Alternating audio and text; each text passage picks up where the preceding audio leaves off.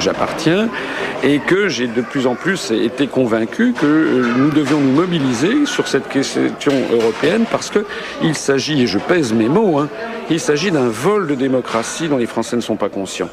Ils le sont plus conscients d'ailleurs aujourd'hui parce que les événements s'aggravent.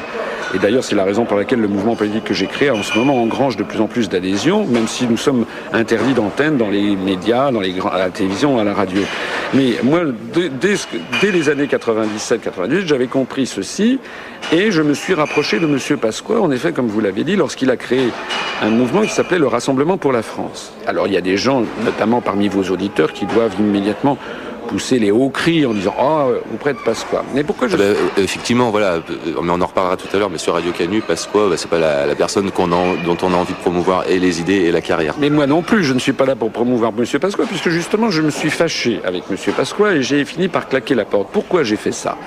Parce que j'ai été victime, comme tout le monde, parce que vous savez, je ne suis pas plus intelligent que tout le monde, j'ai été victime, comme tout le monde, du fait que j'ai cru dans ce que disaient les médias. Pourquoi je me suis rapproché de M. Pasqua ? Parce que les médias présentaient M. Pasqua comme étant le représentant d'un mouvement gaulliste. Je rappelle aussi à vos auditeurs qu'à cette époque, M. Pasqua était en relation étroite avec Max Gallo, qui était un proche de Chevènement, et qu'il avait été question de faire une liste commune Pasqua-Chevènement ou Pasqua-Max Gallo, qui aurait été une liste au-dessus du clivage droite-gauche, provisoire pour rassembler les Français sur ces questions. C'est pour ça que j'y suis allé, parce que je ne suis pas du tout, contrairement à ce que certains peuvent penser, je ne suis pas du tout quelqu'un de droite ou de très à droite. Je suis même d'ailleurs, je pense, les gens qui me connaissent bien, je crois que je suis assez au-dessus de ces questions. Je crois qu'il faut les deux dans toute société. Il y a des conservateurs et puis des progressistes, et puis c'est comme ça, et c'est pas seulement vrai en France, c'est vrai partout.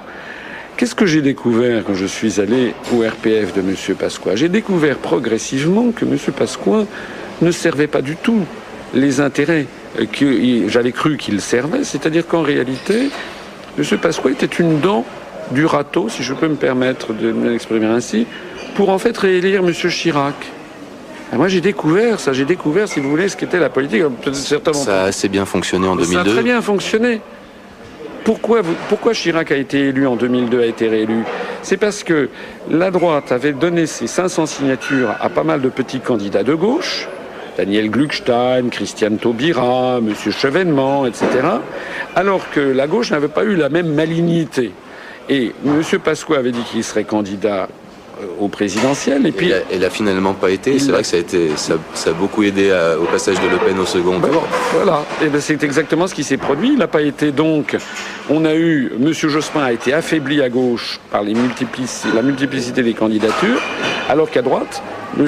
Pasqua n'étant pas candidat au dernier moment, eh bien, M. Chirac s'est retrouvé presque seul. Donc, alors je termine sur mon propos. Lorsque j'ai compris quelle avait été la stratégie de M. Pasqua, j'ai compris, passez-moi l'expression, mais que j'avais été cocu. Voilà, berné, c'est-à-dire qu'en réalité, j'avais servi des intérêts que je n'avais pas compris. J'ai compris ce que c'était à ce moment-là que la politique. Et j'ai découvert que l'ensemble de la politique française, et je pèse mes mots, est vérolé. Est vérolé parce que nous avons un jeu d'acteurs qui servent le système, y compris le Front National.